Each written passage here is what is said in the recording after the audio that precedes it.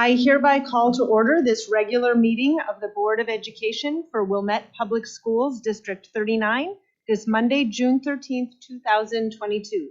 Will the clerk please call the roll? Amy Paling. Here. John Cesaretti. Ann Hart. Here. Bonnie Kim. Here. Frank Panzica. Here. Lisa Schneider-Fabes. Aaron Stone. Here. Thank you. Principal Aaron Dubno is here to introduce the end of year writing contest winners to lead our Pledge of Allegiance.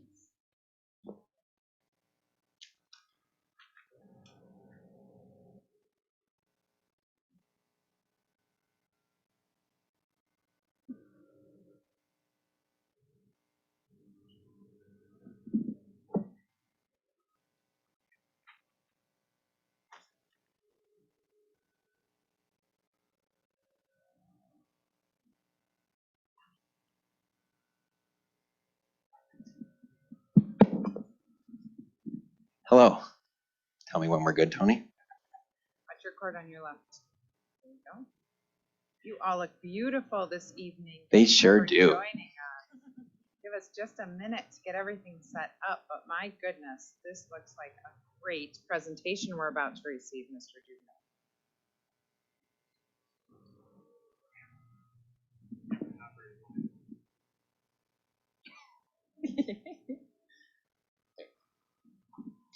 All right. I'm Aaron Dubno, the principal at Harper, and we have the honor of reciting the pledge at tonight's board meeting. I have an amazing group of students, some current Dolphins and some graduates of Harper, that they will introduce themselves in a minute. And not only has this group braved the weather conditions outside, they chose themselves to participate in our end of the year optional writing contest.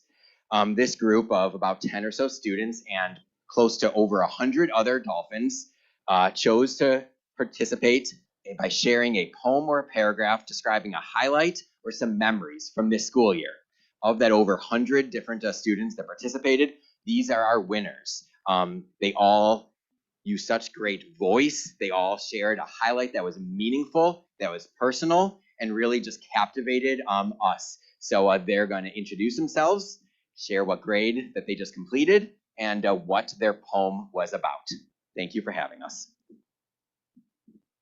Hi, I'm Ellie Lockwood, and I just finished 4th grade, and my poem is about going into 5th grade.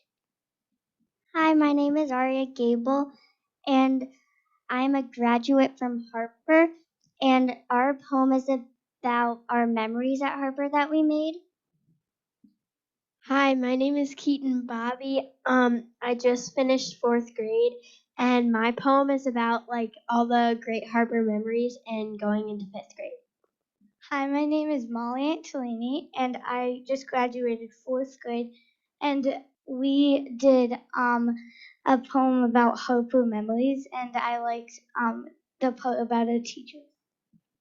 Hi, I'm Eloise Oxley. I did my poem with Molly, and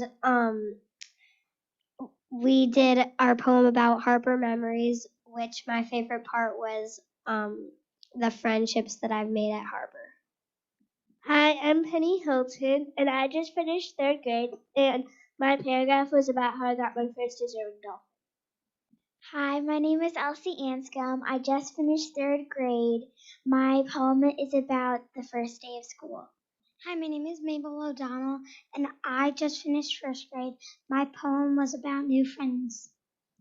Hi, my name is Margaret Lebowski. I just finished 3rd grade, and me and my friend wrote a poem about Harper Rhymes. Hi, I'm Tommy Rui. I just finished 2nd grade, and I wrote about how Harper's the best school. Hi, I'm Audrey Korzinski, and I wrote about being back in person, and I just completed 3rd grade. Hi, my name is Aubrey Tapping, and I just graduated 4th grade, and I wrote a poem about joining Harper at the end of the year. Hi, my name is Abigail Riddle, and I wrote about my last parent-teacher conference and how much I've grown during the year. Hi, I'm Andrew Bailey, and I just finished 4th grade, and I wrote a poem about being a technology helper. Please stand for the pledge.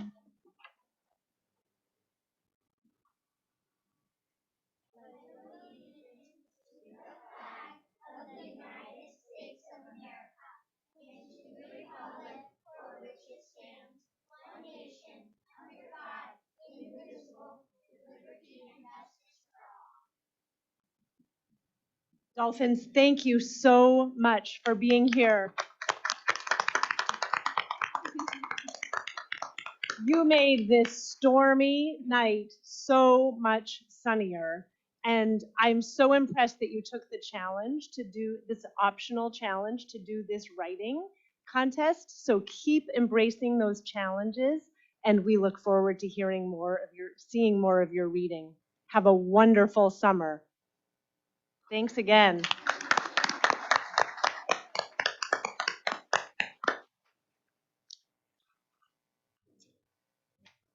At this point, I seek a motion to approve the minutes of the May 23rd, 2022 Board of Education regular and executive session meetings. I move to approve the minutes of the May 23rd, 2022 Board of Education regular and executive session meeting minutes. May I have a second? Second. The motion has been made and seconded. Board members, are there any comments, errors, or omissions to the minutes? Okay. Seeing none, will the clerk please call the roll? Ann Hart, Here. Yes or no? Yes.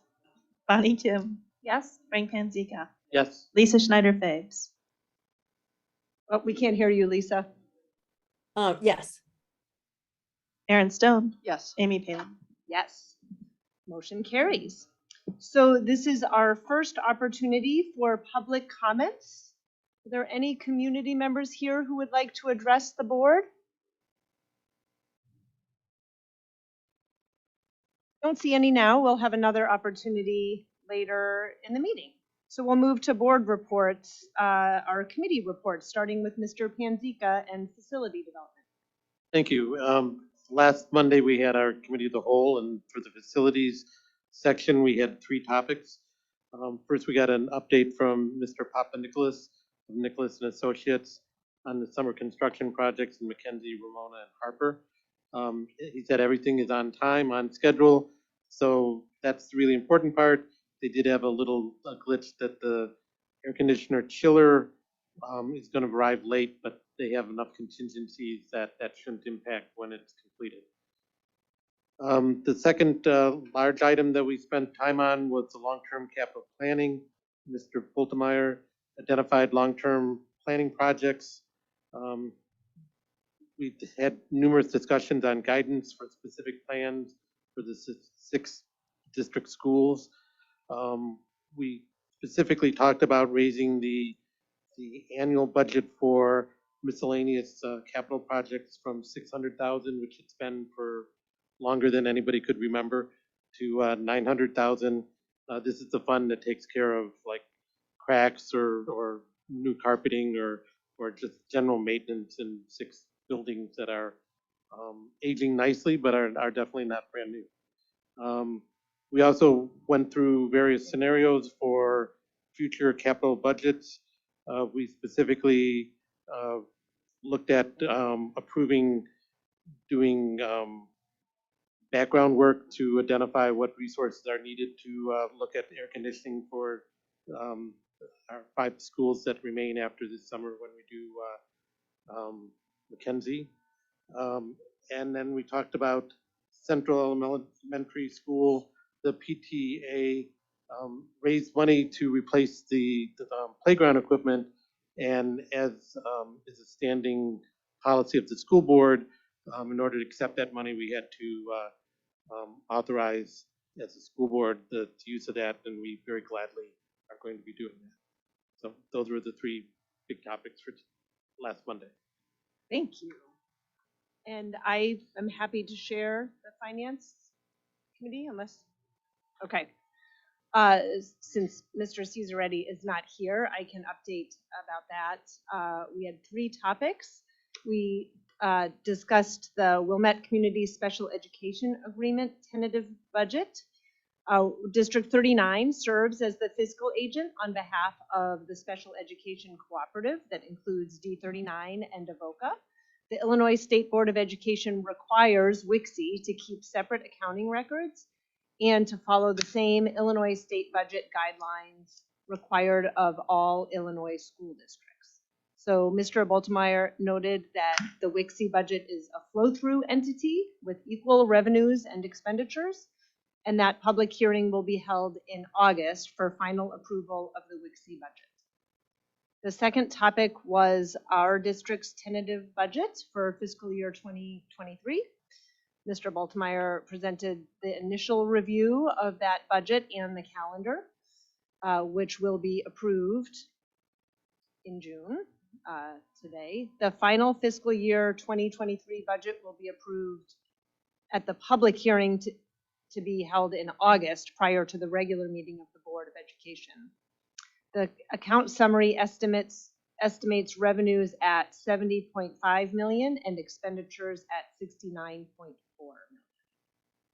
And then the third topic was annual resolutions and renewals.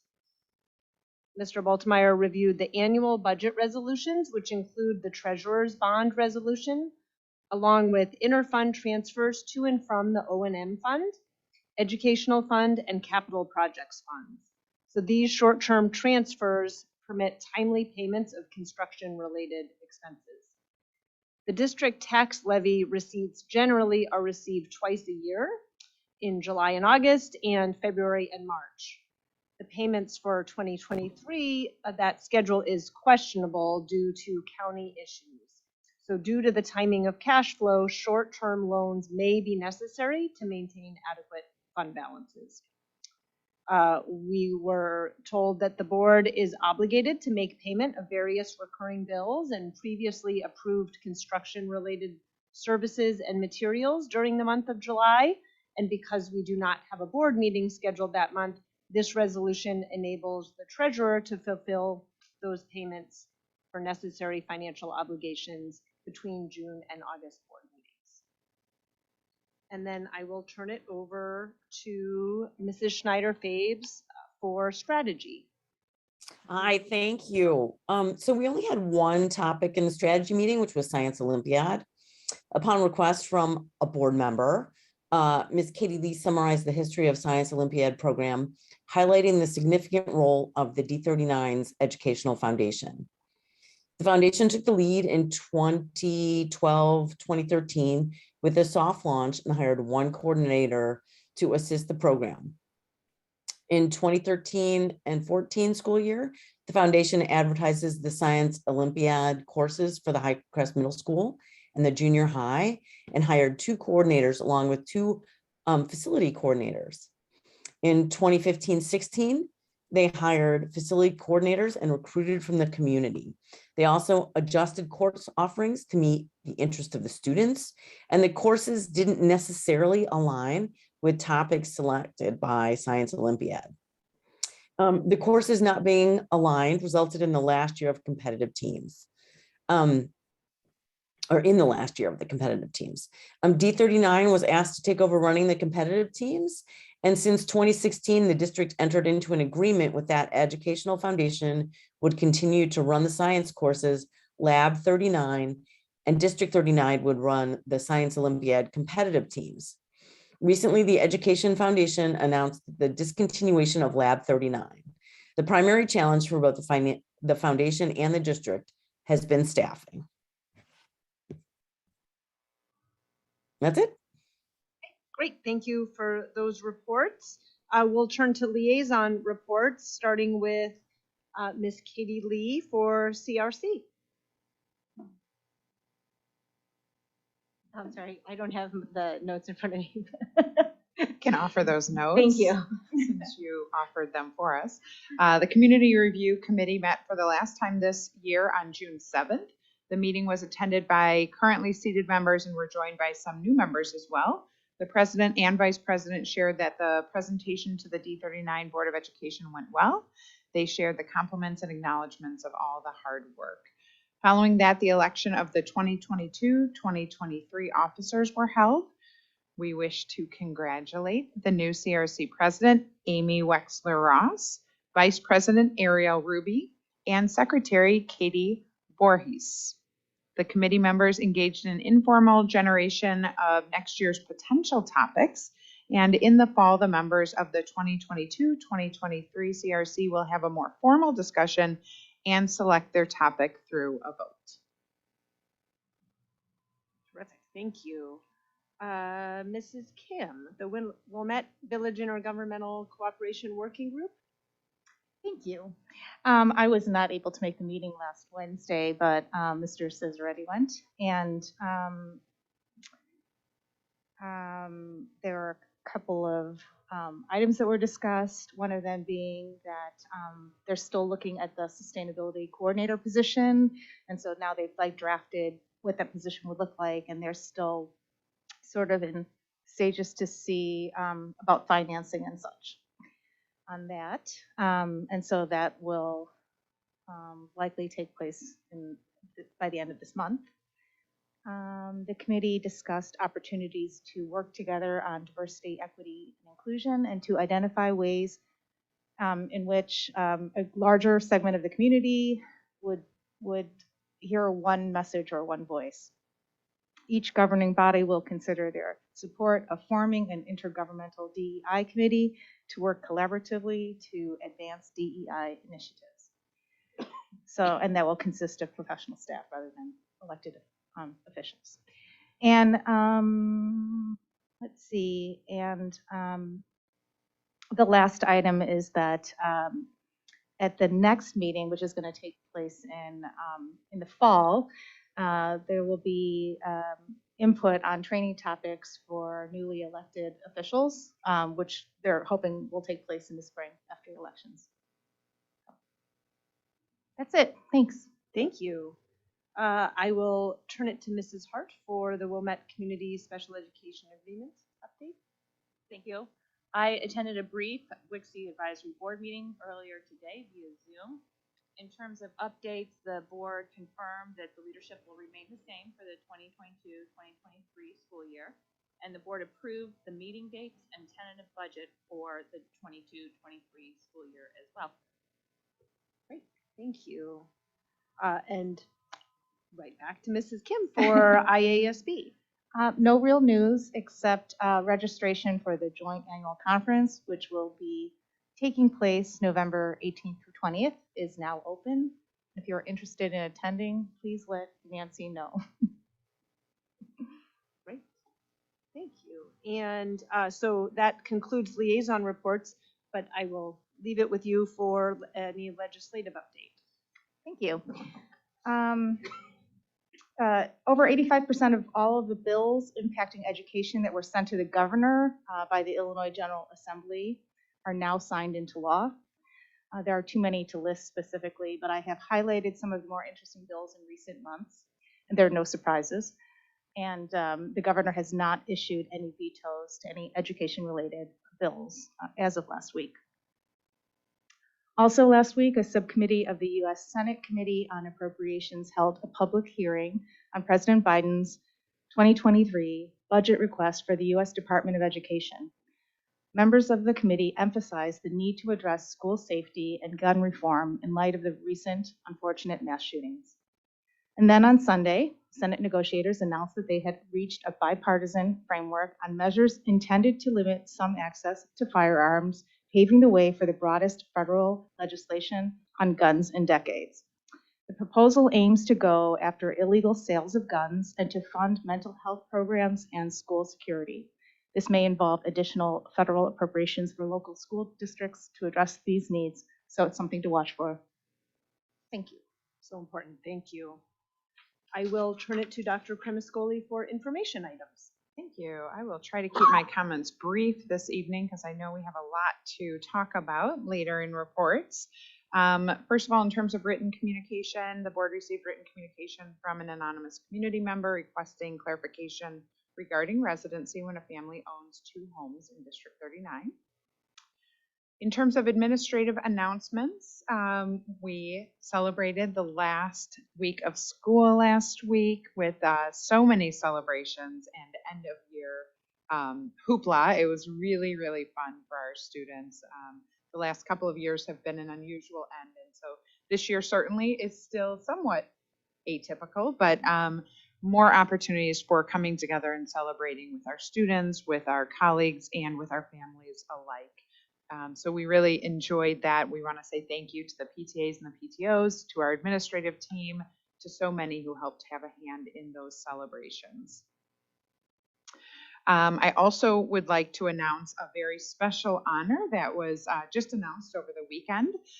It's my honor to share that one of our teachers has received the 2022 Barbara Buellman Young Conductor Award. This award is given to a person who has demonstrated the following qualifications. They have to be a director with a minimum of 5 years and a maximum of 10 years with the majority of teaching in the state of Illinois, a director who's actively involved in IGSMA, and a director whose students consistently excel in the IGSMA events, and we know that ours do, and a well-rounded person who belongs to professional organizations and is respected by his peers. We congratulate Alex Blomars, our band director at WJHS and Highcrest Middle School, on becoming the 2022 IGSMA Barbara Buellman Young Conductor Award recipient. Let me share a few highlights from his peers, what his peers had to say about him. They said he is highly professional in all of his interactions and dedicated to fostering the growth of each and every one of his students. Mr. Blomars is generous in sharing his time and talents. He goes above and beyond to support his colleagues and team members for the good of the school community, and he is a lifelong learner, continuing his education beyond his graduate studies to further his knowledge of best teaching practices and deepen his understanding of student needs, particularly social emotional needs. Mr. Blomars will be recognized publicly at the 83rd Annual IGSMA State Meeting this fall on Sunday, September 25th. We congratulate him for this honor.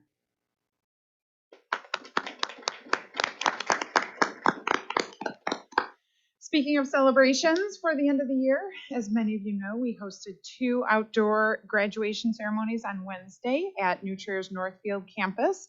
While it was a little chilly for a June evening, the events were wonderful. Our students seemed to especially enjoy being together and cheering one another on as they celebrated their conclusion of their journey here in District 39. Again, I want to thank everyone who helped to organize and lead such a wonderful celebration for our students and families. We look forward to next year's event and to additional considerations as we continue to plan for the future ahead. But special thanks to Kate Dominique and Eric Reeses for helping to plan such a wonderful event, and Tony for your help with that as well. I'll also mention we had a staff movie night. As the board is aware, we've been trying to offer some additional opportunities to celebrate our staff and to celebrate just the many accomplishments. So we hosted a movie night over on Ramona's lawn and had a really nice showing. We also showed the Encanto movie outdoors, had popcorn and hot dogs and ice cream cups, and lots of fun treats. A couple of board members showed up to help us to celebrate. So again, thank you to Tony for helping to organize that wonderful event. We're looking forward to summer school. We're finishing the planning and staffing for our summer enrichment program and extended school year program. We have approximately 380 students enrolled and are still looking for a few teachers and paraprofessionals. So if anyone is eager to sign up, please contact us. Kristen Swanson can get you in touch with all the right people. I'll also mention, while our students are away, many of us as teachers and administrators continue to work hard as we plan for the next school year. We have curriculum work and professional development happening. The board has been provided a little synopsis of what's happening over the summer, but lots and lots of opportunities for our staff to learn over the summer, for them to lead, to do some curriculum work, and to come together in preparation for the upcoming school year. So we're incredibly grateful for everyone who's had a hand in putting those together and has volunteered their time this summer to come in and either learn or lead or do a little bit of both.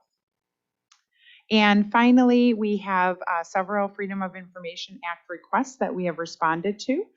The district received FOIA requests from Diane Schnazenbach requesting MAP student growth reports for all schools with grade level detail for fall 2021 through spring of 2022. Though there's a report later on this evening's agenda which summarizes some of that. From Tony Walk requesting copies of certified payroll submitted by the general contractor and all subcontractors, and any invoices for the Harper Elementary School 2022 asbestos abatement project, and from Zoe Yalson of Smart Procure submitted a commercial FOIA request for any and all purchasing records from May 10th, 2022 to present. And that concludes our reports. Terrific. Thank you. I think we can move to strategic plan updates. Excellent. We have several strategic plan updates, and we're really excited to be able to share our progress with the Board of Education and the community at large this evening. We'll start with our 2022 Spring NWA MAP Assessment Report. Our NWA MAP growth assessments in reading and mathematics were administered fall, winter, and spring this year to students in grade 2 through 8. And so this report provides us the opportunity to share the spring achievement and growth results for this past school year. We know as we look forward, we've set some KPIs, and so we'll begin to transition to monitoring in that regard. But this report kind of has a mix of the old way and the new way as well. So I will let Katie Lee lead us through this report. Thanks, Carrie. As you know, the presentation is a visual complement to the report that you received. I know that the contents of the report has tables and charts and some words, but what we'd like to do for our presentation is to provide you different ways to slice and dice that data and look at it from a grade level perspective, from a cohort perspective, just so that you can see the progress of our students. One thing to note is that NWA normed their data, and so we've used their updated norms and applied them to all of our data. And it's important to note that the norm is based on pre-pandemic information. So the first two slides, this one and the next one, is just a visual snapshot of how our students have done from 2018 to 2022 as far as their spring mean writ. And so what we look for in this type of display is any drastic drops. And here is math.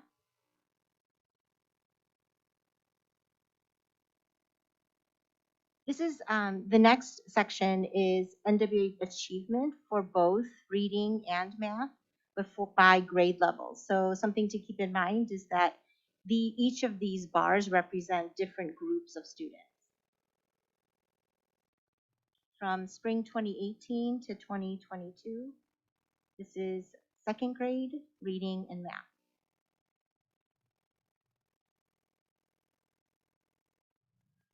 Third grade.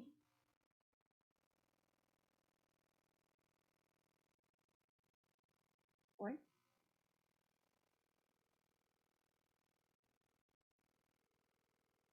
Fifth grade. Sixth grade. Seventh. And eighth.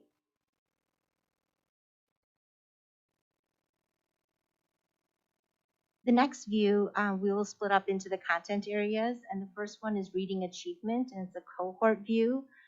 We appreciate this view because it shows the progression of the same group of students throughout their District 39 experience, first starting with second grade reading.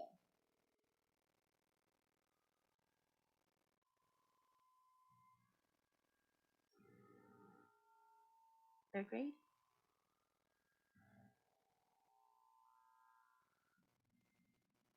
Fourth grade.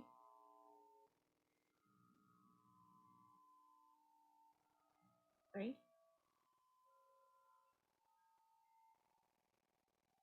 Sixth grade. Seventh grade. And eighth grade. So the next set is exactly the same except for math achievement.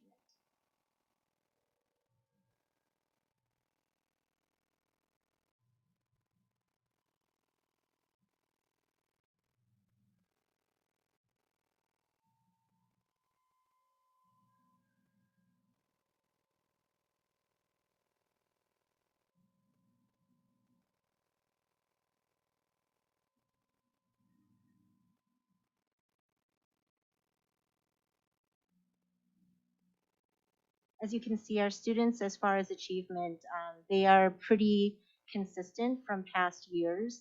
There may have been a grade here or there that have dipped a few points, but overall pretty consistent with our past performance. I think the area that we really are most interested in, as our district strategic advisory team has also focused on, would be our growth.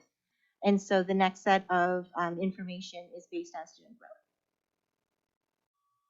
So first, we'd like to just remind everyone that we do choose fall to spring growth comparison period as opposed to others. We feel that it best represents the grade level within which that they have been learning, and it represents their growth from the beginning of that grade level to the end of the grade.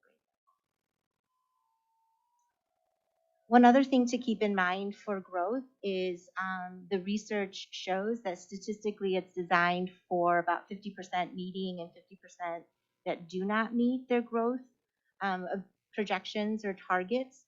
And what's nice is they provide us what range we're trying to shoot for, because approximately 50 to 60% of our students nationwide meet or exceed their growth projections. So as we look at our data, that's what we want to see. We also want to see better than 50 to 60%.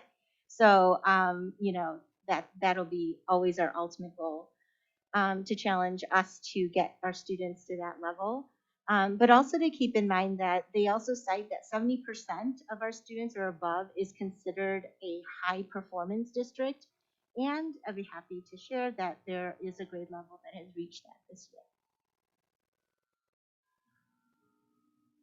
This is our second grade. The percent of students meeting expected growth fall to spring.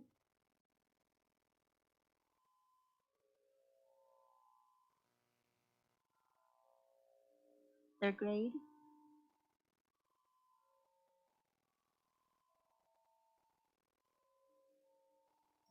Fourth grade.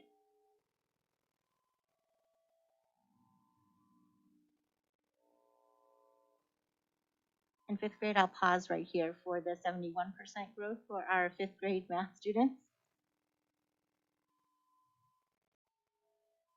Sixth grade.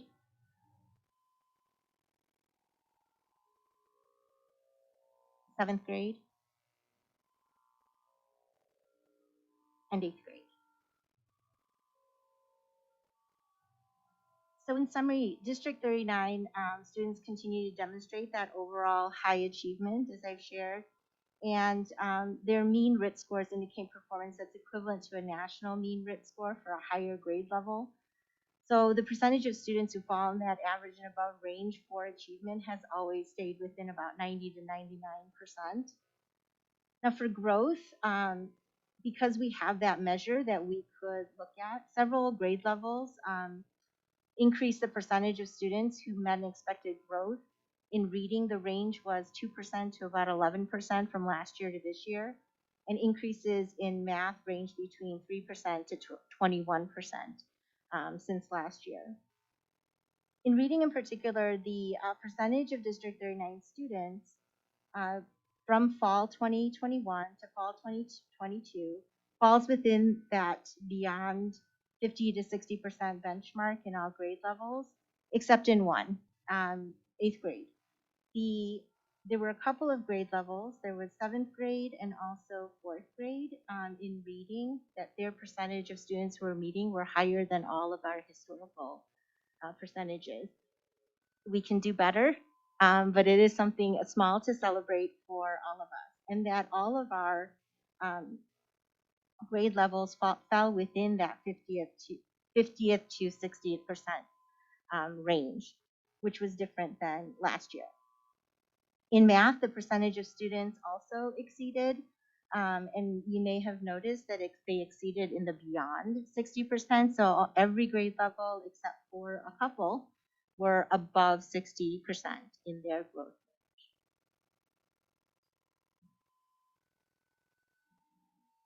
So now this is where we showed you achievement separately and growth separately.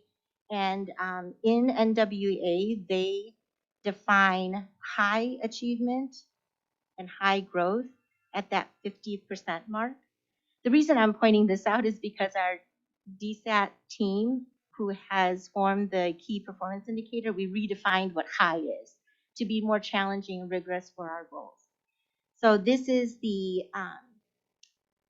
quadrants, if you will, where you have the high growth, high achievement, low growth, high, all of those different categories. So let's start with second grade reading.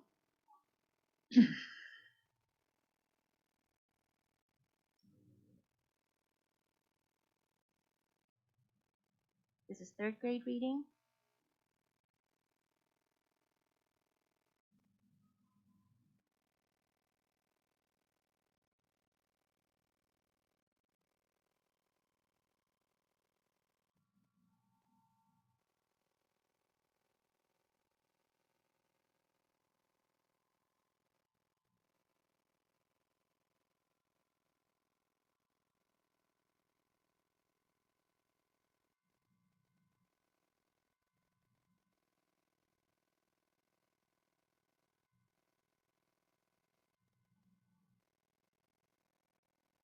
And this is the same information except for math. Second grade.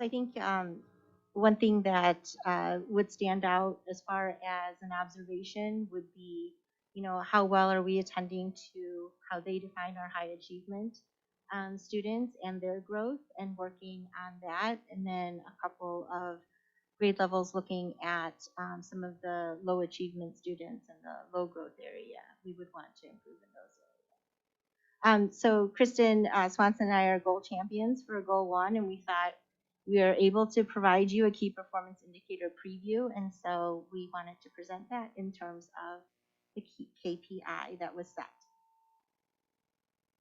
So as a reminder, one of our KPIs for Goal 1 of the strategic plan focuses on our youngest learners, our kindergartners and first graders. And for those students, we're looking at achievement on the early literacy and early numeracy measures on Ames Web Plus.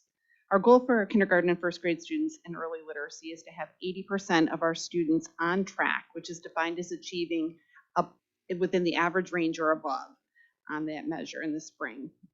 As you can see here, prior to the pandemic year, we were very close to achieving our goal. This year, we had 71% of our kindergarten and first grade students on track based on the spring early literacy assessments.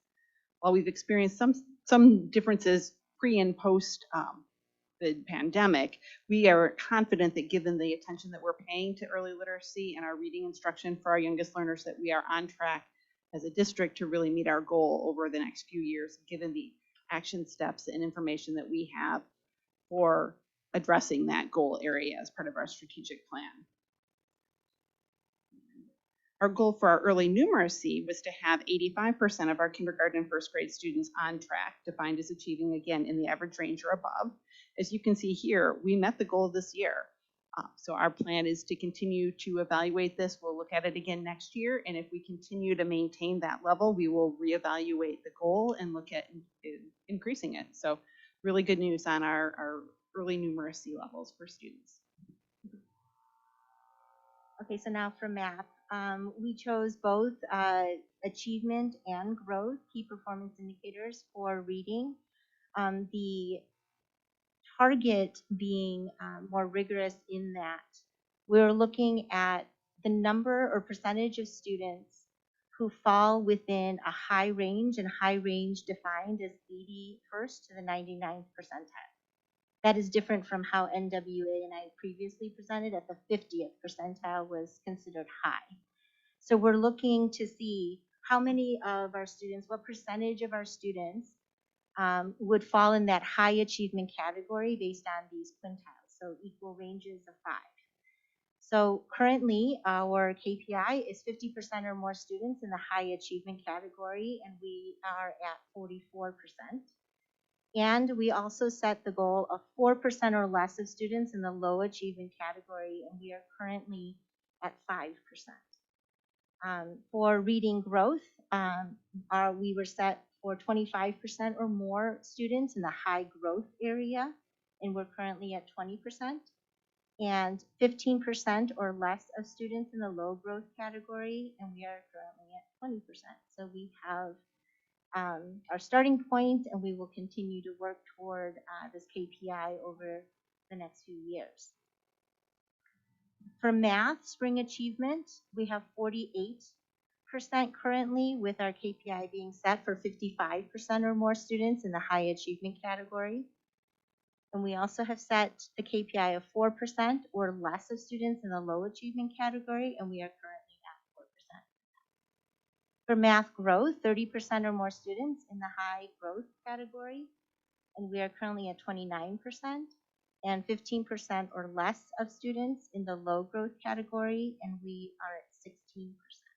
So we will continue to, put all our efforts into improving toward this KPI and meeting the KPI.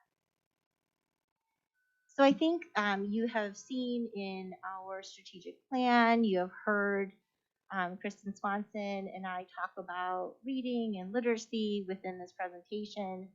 It is not lost on us that reading is an area that needs to be our focus. We have really we have dedicated and prioritized that as our focus. And so we wanted to just show you some things that we already have in place and that we will continue to do. It is part of our district strategic plan. We know that this is a growth area for us. We also don't want to forget math, but we know that this needs to be a priority. So our learning behavior specialists and reading specialists are trained in the Orton-Gillingham approach. It is a very explicit way of tackling literacy skills. Our teachers of kindergarten, first, and second continue to explicitly deliver phonics instruction, which teaches the relationship between sounds and letters, and they are being coached by literacy specialists and our trainers to improve in that area as well. Teachers are being trained to better diagnose students' reading skills and modify their instruction. We have particular reading assessments that we are trying to embed that really draw out what those skills are and how we can target instruction in that area.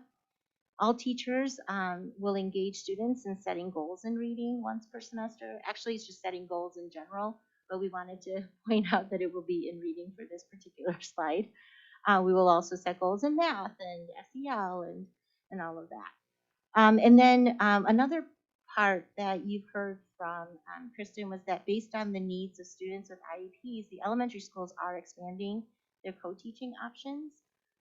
This provides a rigorous general education instruction while addressing some unique needs. And we've seen some success at one of our schools currently, and so we are really looking forward to expanding that and exploring it further for the other schools. So, based on that, any questions you have, we're happy to answer.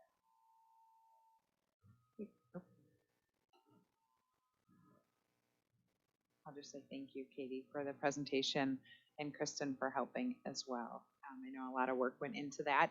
And you highlighted some of the things that we're doing to address some of the identified areas that we're working to continue to improve. So appreciate that as well. I just had a quick question.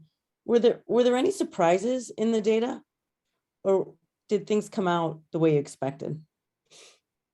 Well, I think one of the surprises, I don't know if it's a surprise, if I would say it's a surprise. I think it's more of a compliment to the work of a group of fifth grade teachers who teach math.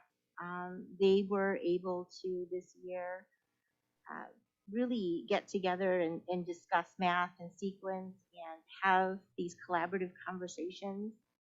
I can only think that that is what attested to their growth and in identifying what the fifth grade students need. 71%, if you look at the trend of what they had before, we were worried about them a little bit, but they have far exceeded our expectations demonstrating the highest percentage of students' growth this year. And again, one that NWA would define as high performing. In math in general, we have, definitely falls within 60 to 70% range. But I would say that I would applaud them as being the quote unquote surprise, if you will, but knowing our teachers and how hard they work, I think it's just nice to see that it shows in our data. Thank you.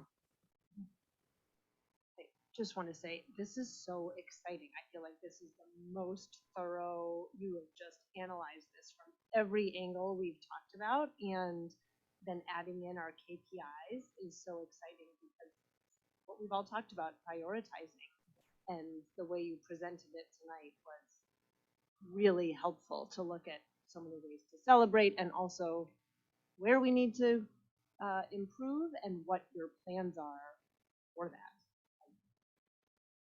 Really impressive. Mr. Panzica. Thank you. I wanted to double down on what President Taylor said. The report has a lot of good information and it's presented in a way that lets us get an understanding at the next level down deeper. So that's really good, and it wasn't 50 pages long. So that Happy about that too. yeah.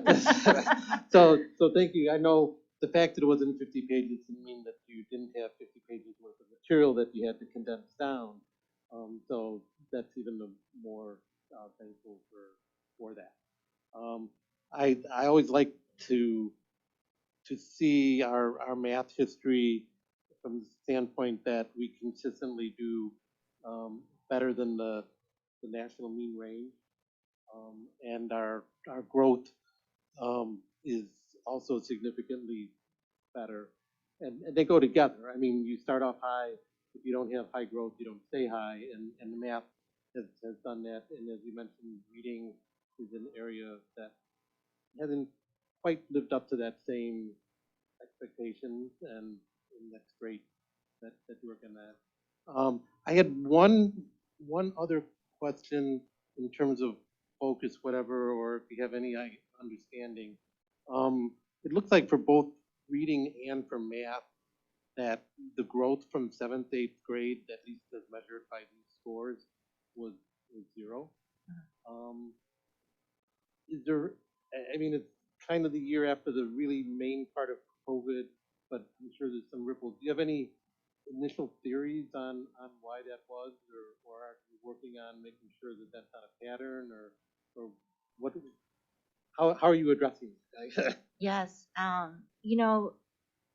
have to say 8th grade has been a bit of an anomaly in trying to tease out all of the different factors. So, first I would wonder about maybe our 8th graders' attitude, for lack of a better word, toward an assessment such as this. Meaning, how much value they put to sitting and sustaining and doing the work. We did look into the time spent on the assessment as compared to the other grade levels, and it was noticeably less than the other grade levels. So if we looked at 5th grade, for example, and how much time they took in taking the assessment versus 8th grade, it was like 10 to 15 minutes less. So we wonder that. The other wonder would be with 8th grade and our curriculum being primarily Algebra 1. Our classroom Tier 1 curriculum for 8th graders is algebra.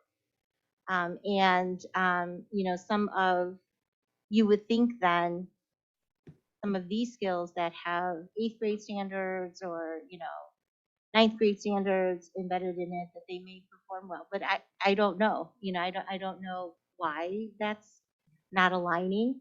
But it's something to look into as far as both achievement and growth areas for 8th grade. I can also say the assessment itself may have some limitations, but then I swing toward well, we have national norms from all these other districts. So I don't know what it is uniquely about our eighth graders, but I think it's something to explore, all the way from their own personal attitude as preteens, all the way to, how they invest in the assessment, or how we may try to highlight, the importance of this assessment. I think that they would have differing views than us as adults. I'm glad you mentioned the algebra because I always like to mention that also. But in the state report card, District 39 always ranks like 90+% algebra ready, I think it is. And not anything against other feeder districts, but the other feeder districts are more in the 50-55% range. So we do a really, really good job in that. And and I'm sure some of that is if you're spending a lot of time on algebra, you're not spending as much time on some of the other things. The only reason I brought it up and you're working on it is other years, eighth grade grew a little, and there's always been the reluctance to take eighth grade tests. This year, it stagnated more than you would have expected. So, I mean, it's just, hopefully it's an after effect of COVID. But. Yeah, I think as Katie mentioned, it's a question that we need to dig into a little bit more. It does make us wonder if it is partially due to the curriculum alignment with this particular assessment, because we do exceed the expectation of students completing algebra. And we have far more students participating in the Nutria Math series as eighth graders and younger. And so some of that may contribute to the lack of growth as demonstrated on this measure. But as Katie mentioned, I'm not sure it accounts for all of it. And so that is something we need to look into. I think for me, I was not surprised, but impressed by the growth that we're seeing in our 4th, 5th, and 6th graders, especially because those are some years that we've really targeted. We've really spent some time, and I know the GLADs have spent some time on goal setting. But just in those transition years, a lot of times you see some lagging indicators of growth as students readjust to a new school. And so I'm really proud that we're not seeing that in terms of our growth. But it's a question at 8th grade. We need to look a little more closely at, is this a measure that can show us the growth we're looking for, or is there a lack of growth as demonstrated by this measure? Those are some things that we need to spend some time digging into a little bit further. The numbers are all really good. It just that one pops out because I know we don't have longitudinal data. Changing tests bugs me, but nothing we can do about that. Nothing certainly we can do about that. But I know other years 8th grade was always a little challenging, but it wasn't quite as challenging. So, and I know you're working on it. So, thank you. All right, thank you. This is excellent, really well presented. I appreciate it. I just had one point of clarification just to make sure that I'm understanding something correctly. If you go to the achievement ranges for the KPIs, I think there were 5 different ranges.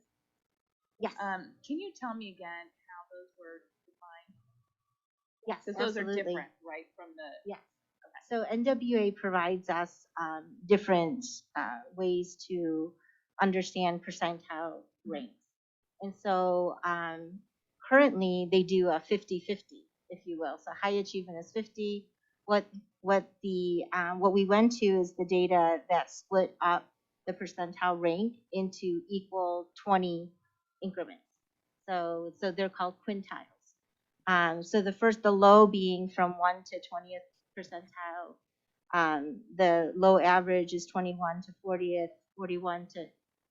It's straight up quintile. Yes, absolutely. And so when we wanted to point out the difference between high when we presented in the way that what we typically done historically to the KPI version. So the way that you could read one of these is 44% of our students fall within the 81st to 99th percentile in reading achievement. And I think that's a more rigorous goal for us, rather than saying, 50% and up, how many are actually falling in that top tier of achievement for us? Great. Sure. Any other thoughts, board members? I was just also thinking with your question, Mr. Panzica, I love, you talked about this, but the grade level conversations and the training everybody is getting with data-wise, that it's essential that as a district we're looking at this and understanding it, but teachers at an individual team looking at this and learning from it and with it is so powerful and going to make real impact.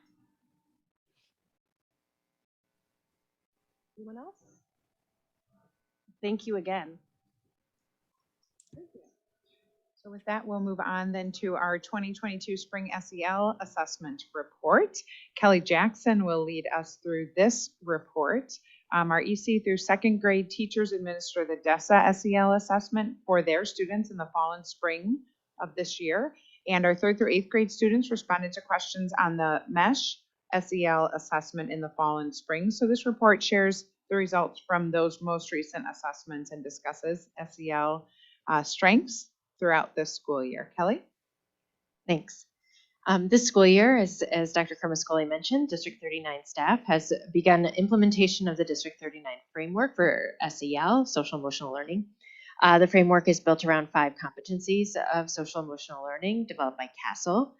And then we've also used some assessments, 2 measures in District 39 to identify the strengths of our students with the SEL competencies that we are looking at.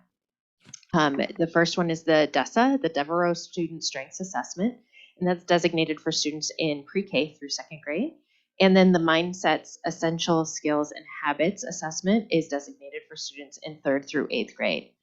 Tonight we'll review the spring scores for 2022 and also take a look at the fall scores that we had, looking at growth and areas that we will continue to work on. First, we'll take a look at the DESA. It's an assessment completed by teachers as they reflect on their grades, pre-K through second grade students' unique patterns of strengths and areas of need with respect to the SEL competencies. The purpose of the DESA is really twofold. It's a screener for students who may be in need of further social emotional support and also serves to measure growth and effectiveness of that support and instruction over the course of the year. Students are screened using a short questionnaire, and if warranted, a more lengthy assessment can be used to dig more deeply into a student's area of need. When we get the results for DESA, it tells us how many students are in each category. It's either need, strength, or average, I believe. I can't remember what it is. Typical, excuse me, not average. And then based on the need category, it might flag some more students for that longer assessment. So this is just a quick recap of the fall scores. You can see we had about 5% of students in the need, 62% of students in the typical category, and 33% of students at the elementary level or PK through 2 level in the strength category. As we look at spring, we can see that we have reduced our area of need. So 3% of students, or 35, in the area of need, 58% in the typical range, and 39%, so increasing that strength range for strength. So those are positive results. Oops, sorry. That is just a brief report on the results that we get from from DESA, excuse me, not MESHA. As the teachers, like I said, see that need, then they get a more detailed report for students so they can really target those areas of need. And that has been done. There is an accompanying resource guide that comes with DESA that the teachers can use and really pull lessons and resources so they can have some small group or individual instruction in that area. MESH is what we use for grades 3 through 8. The MESH assessment has 2 components. One is social emotional competencies, and the other measures student supports and school environment. Social emotional competencies assessed in the MESH include classroom effort, self-management, social awareness, self-efficacy, and growth mindset. 6th through 8th graders are also assessed on social perspective taking, and those align with our CASEL competencies. They're not necessarily called the same thing, but there is a crosswalk that we do to make sure that they align. The areas assessed in the supports and school environment category include teacher-student relationships, bullying, school safety, sense of belonging, and school climate. Mesh assessment, different from the DESA, is one that students respond to. It takes about 30 minutes, maybe 40 at the younger levels, and is a self-reporting strengths-based assessment. So results are reported as strengths rather than areas of deficit. But it can look to see where we're stronger or maybe where we're less strong. And assessment results are reported by grades 3 through 5 and then separately through 6 through 8. So we'll start with just the focus on the grades 3 through 5 to start. So again, these are the fall assessment reports. In this area, the student competency measures, this was a real area of strength for us. All of the areas fell at or above the 90th percentile nationally in the fall. As we look to the spring for grades 3 through 5, they showed similar strengths. All areas measured at or above the 90th percentile nationally. The area of self-management fell at the 99th percentile nationally, while the areas of growth mindset, classroom effort, self-efficacy, and growth mindset, as well as social awareness, fell at the 90th percentile nationally. Self-efficacy saw the greatest improvement since fall, so you can see that's indicated on this graph by a little green arrow and a 5. Questions in this area include questions about confidence in completing work assigned in class on time, understanding complicated ideas discussed in a class, and confidence about working hard in the class. While still measuring above the 90th percentile nationally, the areas of classroom effort and growth mindset saw slight drops from the fall. Please note that in my board report, it stated self-management and growth mindset, but it meant to say classroom effort and growth mindset. So you can draw a red line through that. In the area of classroom effort, students are asked about paying attention, effort toward homework in class, and engagement in discussions. And so you can see on this graph, it's marked by a red arrow and a 2. The questions that fall under classroom effort include: when your teacher is speaking, how hard do you try to pay attention? And how much effort do you put into homework for this class? In the area of growth mindset, also marked with little down arrow and a 2, students are asked about how they feel they are able to change. So the questions include: in school, how possible is it for you to change behaving well in class? Or in school, how possible is it for you to change liking the subjects you are studying? Looking at this assessment and the slight drop, again, we are still above the 90th percentile in these areas. It could be attributed to the timing of the assessment. It was given in May. So if I'm asked in May as a 3rd through 5th grader, how much effort do I put in homework for my class? I may say slightly less than I would in the fall. This is the student supports and environment part of the mesh for grades 3 through 5. Again, this is just a brief recap of the fall. It shows strengths in areas of school safety, sense of belonging, teacher-student relationships. And then school climate fell just below the 80th percentile nationally. When we look at spring, we see some changes here. Results show strength still in the areas of school safety, sense of belonging, and teacher-student relationships, with composite scores near the 99th percentile for school safety and near the 90th percentile nationally in the sense of belonging and teacher-student relationships. However, you can see drops in 3 categories of sense of belonging, teacher-student relationships, and school climate from the fall, with the largest drops being in student-teacher relationships and school climate. We'll dig a little bit more deeply into that sense of belonging number first, and then we'll dig into the others. In the area of sense of belonging, it just seems like a slight drop. 78% overall students responded positively to feeling that they belong at their school to that question. But it's interesting to note that 3rd and 4th graders responded positively to the questions at 77% and 78%, while 5th graders were at a 67%. So there is a drop when you see that transition to the middle school. A question in this area that received the lowest positive responses is: how much respect do students at your school show you? And that was kind of across the board. We saw some themes of respect and respect from peers showing up in both 3rd through 5th grade and 6th through 8th grade as a part of this category. Another area to look at is student-teacher relationships. This area dropped by 5 points, moving from the 99th to the 90th percentile nationally. Still high, but a drop nonetheless. Some sample questions include, if you walked into class upset, how concerned would your teacher be? And then how excited would you be to have your teacher again? Again, this is asked in May. So there still had 76% favorable responses on there, but a drop from earlier in the year. As a goal as we move forward will be to determine better ways to maintain these positive relationships between students and teachers throughout the year. So not to see that drop as we get to May.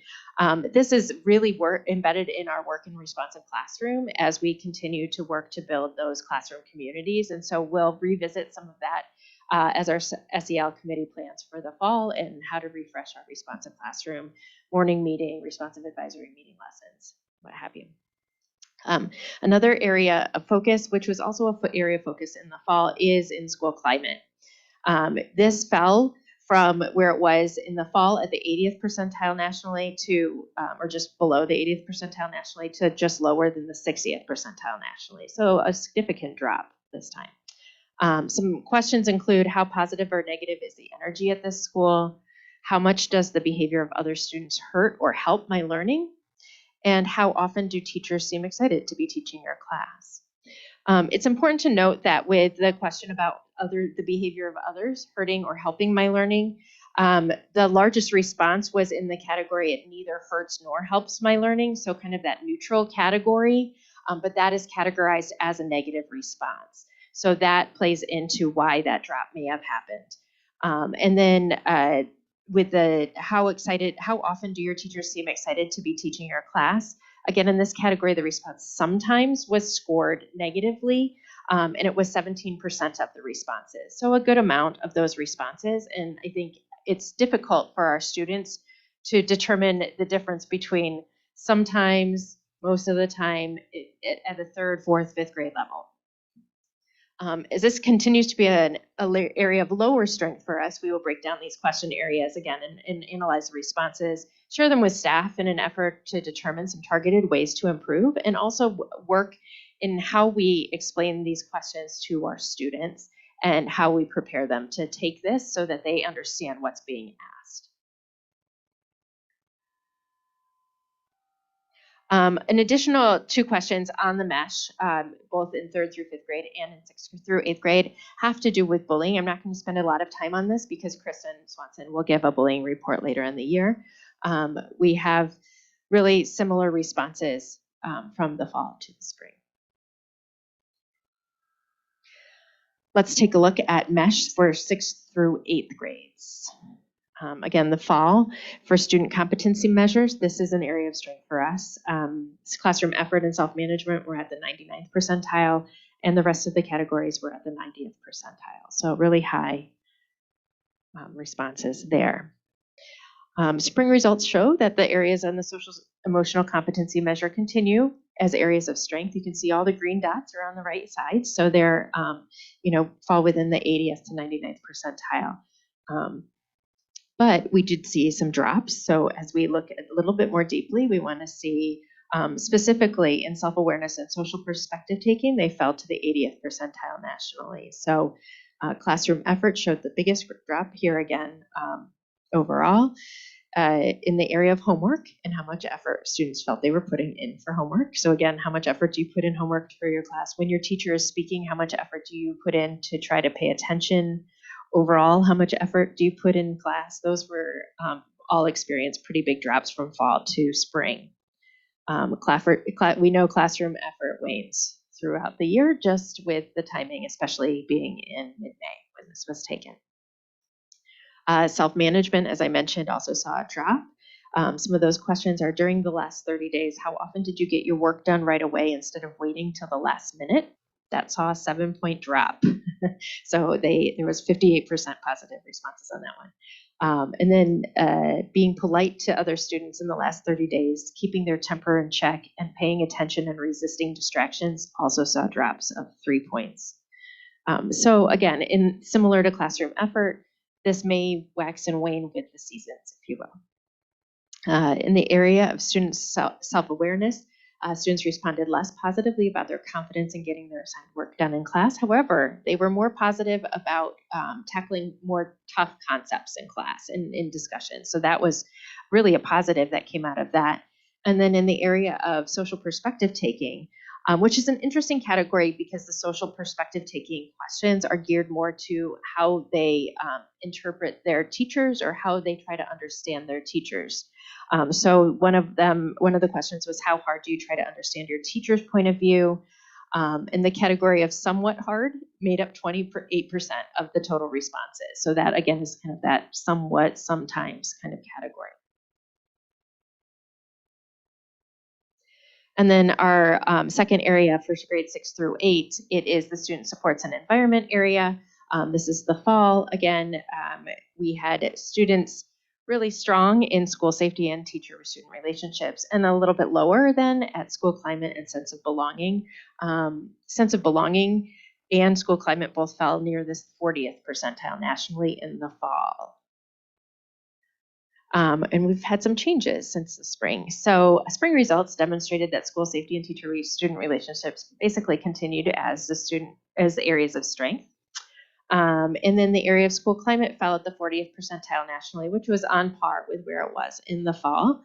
The area of sense of belonging, however, which is a big area of celebration for us, it placed right at the 60th percentile nationally, so up from the 40th in the fall. So the graph is a little funky here. If you go into the dot is a little funky. If you go into the graph, it'll break it down. It has it on a scale, and that's where we ranked. So that was pretty exciting.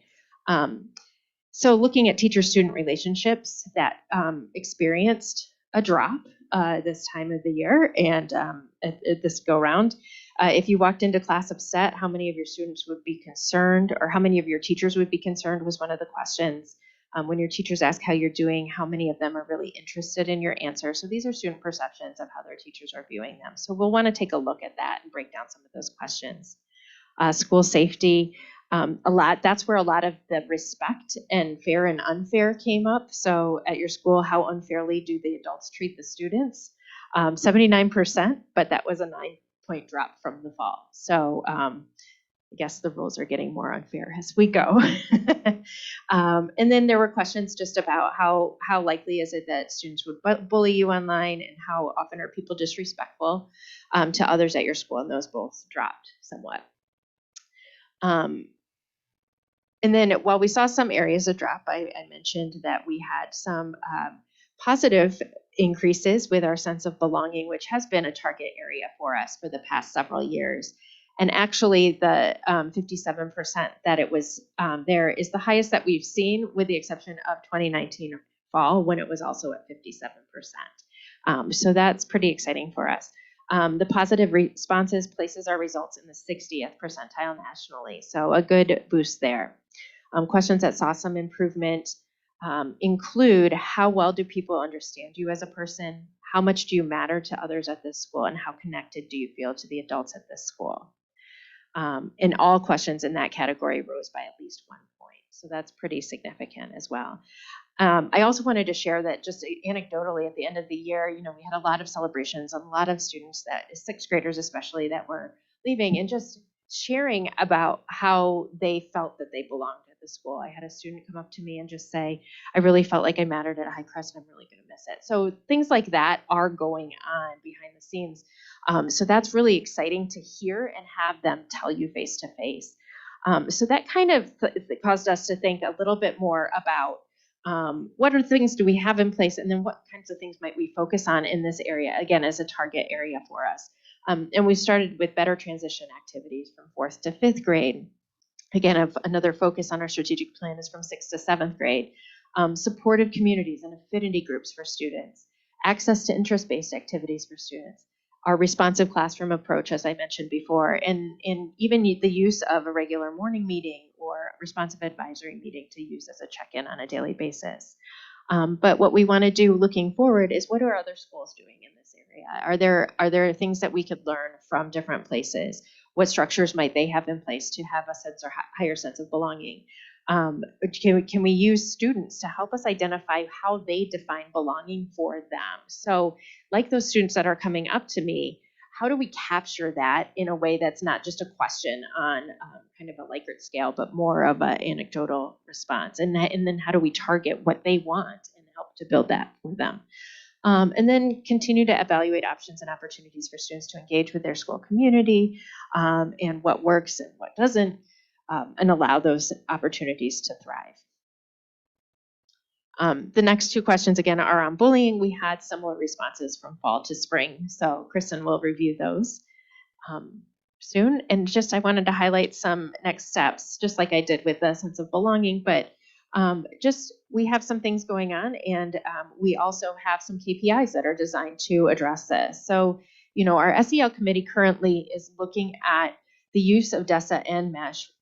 It originally was DESA at the elementary level and MESH at the middle school, junior high level. Then we moved MESH down to the grades 3 and 4.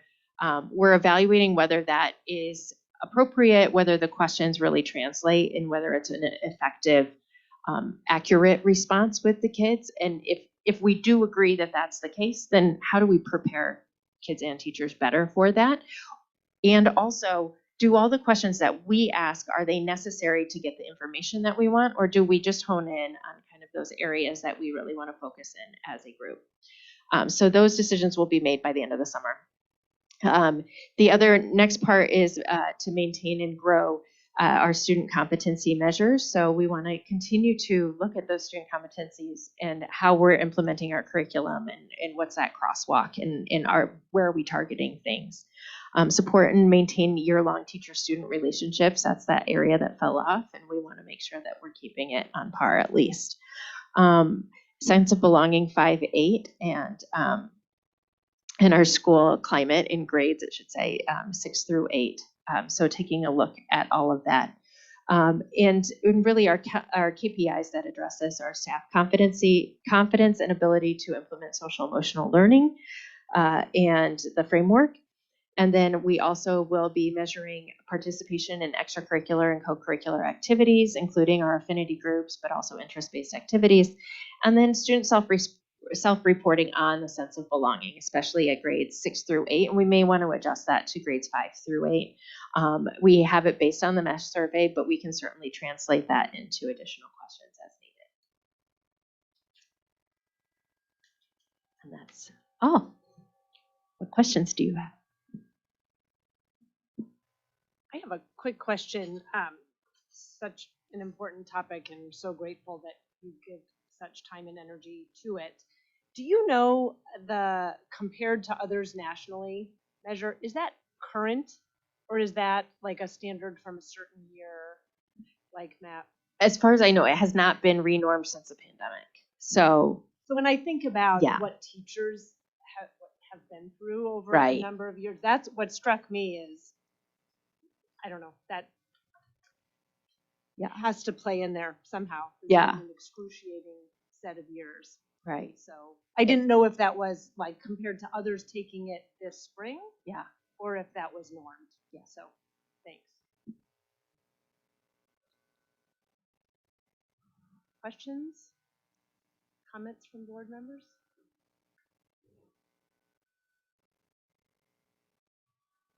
I thought it was great to see the overwhelming favorable responses. So, I mean, there are some dips here and there which you guys are looking into, but generally speaking, responses are very favorable, which is excellent. And I guess I wondered about, it does seem natural to me that over the course of the year, and even more so as you get closer to summer break, that your feelings might start to shift on some of these areas. But when it's also changing as a percentile of the national norm, it does say that, shifting more than some other schools and some other students, right? So there's still a change there. So I'm glad that we're still looking into some of those areas. And I know last week, as the committee of the whole, we talked a little bit about homework and just, continuing to monitor that and look into that. And certainly, in that area of the grade 6 to 8 and the self-management, that came up a couple of times there. So I was glad that that's just to monitor. But excellent report. Thank you. Thank you. much. Anyone else?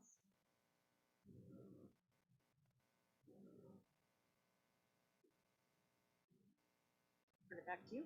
Thank you. We will move on with an exciting report. As we conclude this first year of our strategic plan, we want to highlight a few of the action steps that have been accomplished in our planning process for the upcoming school year. As the board knows, this is a little bit of an abbreviated foundational year since the plan was adopted in September. And so Katie and our goal champions are going to lead us through this presentation as well. We're excited not only to be wrapping up this foundational year, but to be looking ahead at the upcoming school year and setting our action steps for the upcoming year as well. Katie, do you want to kick us off? Sure, thank you. So good evening. The board has received a more detailed written report. Upon reflection of our mid-year update, we'd like to share with you some of the highlights in the context of our action steps for 2021, 2022, and then what our next steps will be in developing our multi-year plan. So let's get started. At the end of this brief presentation, we're happy to answer any questions. All the goal champions are ready to do that. And anything from the report is obviously, please feel free to ask. So as just a visual reminder, here's our beautiful one-page plan with the engage, empower, and inspire. So let's start with goal 1, student achievement and growth. Ensure a differentiated education that provides a strong foundation of rigorous academic learning. So this year we had 2 pretty robust action steps associated with goal 1 that we did and complete. We worked with our administrators to engage in learning and training about Harvard's data-wise improvement process, and we are applying that throughout this year and next year in order to facilitate staff data meetings, help our staff analyze student data, and better target our instruction to meet the needs of our students. The other area that we engaged in and completed this year was an evaluation of review and analysis of the special education programming and services here in District 39. We engaged Atlantic Research Partners to come in and work with us around that, and that was completed this year, and we have a whole slew of additional things that we are working on in relationship to that. So 2 pretty big action steps that we completed. Yes, and one of the opportunities that we have in a multi-year plan is continuing the work that started this year, but continuing it on for next year and investing more time. So we would like to continue to do that in auditing our classroom level instruction, assessments, and supplemental interventions for reading, writing, and math in order to identify any gaps and needs. This year we really did prioritize reading so that we could set some action items there.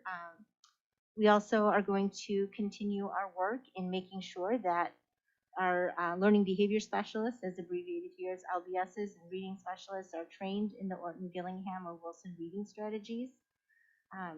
And so any new hire within that category of role would also receive this training.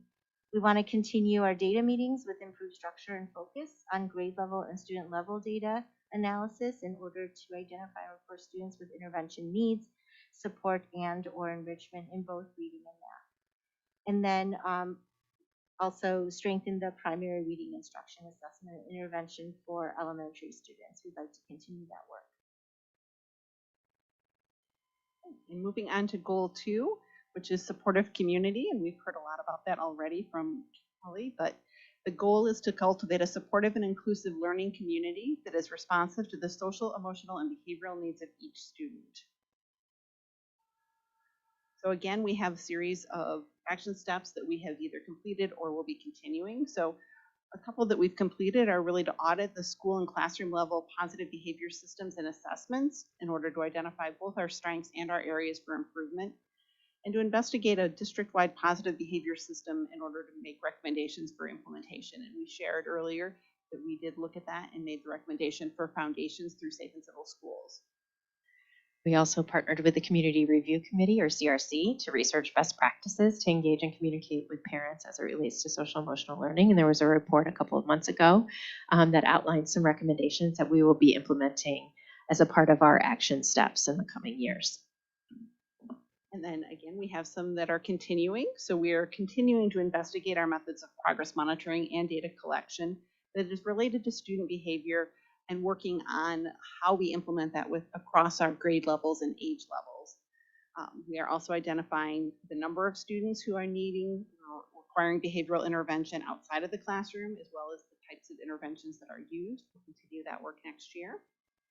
Also continuing is the implementation of our social emotional systems of support using our district framework, continued work with responsive classroom and resources that go along with our framework. Planning and engaging staff in data-focused informed data meetings at the grade and classroom level that to discuss social emotional needs is also a target for next year to really look at beyond that first level, but what's the next level of need and what are some interventions that would go with that. Goal 3 is professional community. The aim is to foster a professional community that values, supports, develops, and retains highly effective staff. This year, we've been able to complete a few of our action steps and make progress in others. We know that we've developed a strategic advisory team, and we have done some pretty strong work, and the outcome speaks for itself on that. It's going to continue next year, and so that is, you'll see that also under continuing. But while some of the work is done, we have more work to do. And one of the things that you heard about earlier this year was the committee that we formed regarding the school calendar, and so we had support staff, teachers, administrators looking at the nuances of our school calendar, the requirements, the expectations, but looking to see if we could move some things around to make it fit the needs of our students, but also our staff, and still honor some of the holidays that fit in there. And I think we're pretty excited about the new calendar that we have that has already been approved by the board, but taking into account all of those elements. We weren't able maybe to squeeze out as much professional development time as we had hoped at the onset, but we definitely feel like we were able to chunk the calendar in a way that might be better for students and having optimal learning time. So we're excited to see how that progresses and the feedback we'll get from that. Under continuing for next year, we're also going to continue to look for ways to bring our community, our staff community together. You've heard bits and pieces of the highlights of that from this year, from the way we started our school year, which was very different in terms of the picnic and being outside all together and trying to find fun ways to connect, but also bringing our families together so we can connect in that way. And thanks to Tony's leadership in that area, we've had multiple opportunities for that and received some positive feedback from staff as a result.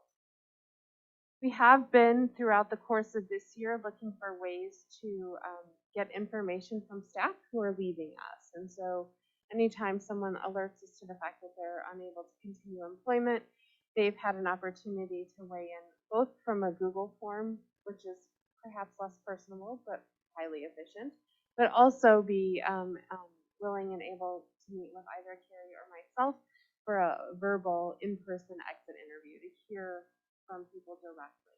So we've offered different ways to collect that information, and we'll be looking at that feedback throughout the summer as we plan for next fall. And then as we form committees and develop different initiatives through the district, looking for ways to bring as many different voices to the table as possible on our committees. So we always have an application process, put out the work ahead of time through a job description on any committees we might have, but looking to seek perhaps staff that are newer to the district, staff that have been here for a long time, getting different perspectives, a more balanced approach through all of our committees as we select members to join. That will continue as we move forward. Goal 4, family engagement. Strengthen partnerships by connecting, collaborating, and communicating with families and communities to advance teaching and learning. So under goal 4, we have completed the development of a comprehensive transition plan for 4th to 5th grade that accounts for identified areas of need based on student and parent surveys and feedback. And we have been excited to implement a lot of those things already this spring, and it's had a lot of positive responses. If we're continuing into the following school year, we have build a strategic communications plan for D39 in individual schools to keep stakeholders updated on progress while continuing to build awareness. So that was always in the plan for us to begin this summer and with a deliverable of this fall. We also concluded our year with providing district-wide parent education events to facilitate students' social, emotional, academic growth, and progress monitoring. This has evolved with time. We were very heavy with social emotional learning this year, just given the pandemic and the needs of our parents and students. So these will continue to evolve. We'll continue to monitor what we offer. We may even try something a little different than the monthly events next year. So this will continue on throughout the duration of our strategic plan. So you will see this continuing the entire length of our plan.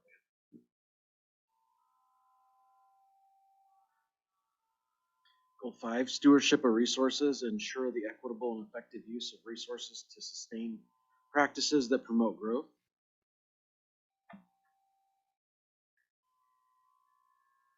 So we have a few items that will be continuing on in 22-23. Continuing to review our 5-year capital plan biennially, focusing on facility maintenance and upgrades to sustain practices that promote growth. Reviewing our process for prioritizing building-based capital improvement projects, and then continuing our work on the summer projects in the next 5 to 7 years. We've already taken a large first step with authorizing design work on 4 of those items last week, and then continuing to monitor legislative adjustments related to property tax funding formulas, real estate tax appeal refunds, and any potential pension cost shifts, and then just to consider and plan for potential impact on the district and our availability of resources. And then we would continue to incorporate those findings into the presentation of our annual 5-year projections and any other more frequent updates that we provide to the board.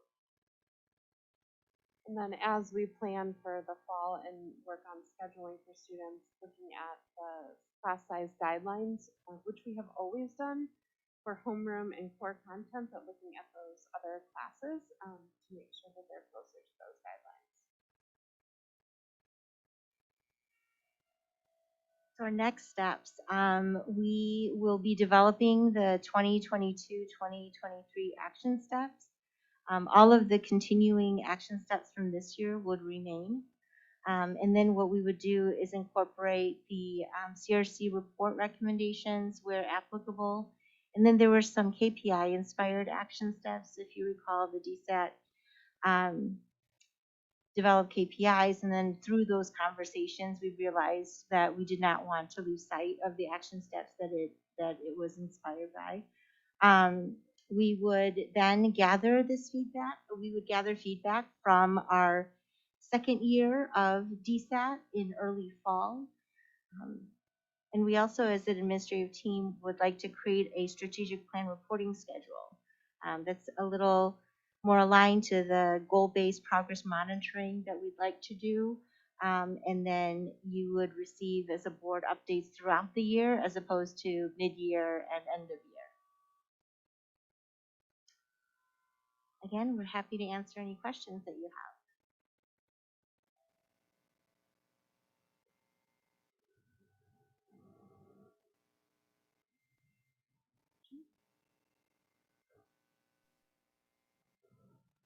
Amy, I just want to say that I know that was a tremendous amount of work. And this is like a tremendous amount of information. So thank you all. I know a lot of planning went into this, and I, for one, am hoping that moving forward next year is uneventful, and so you can focus on the goals instead of an ongoing pandemic. We agree.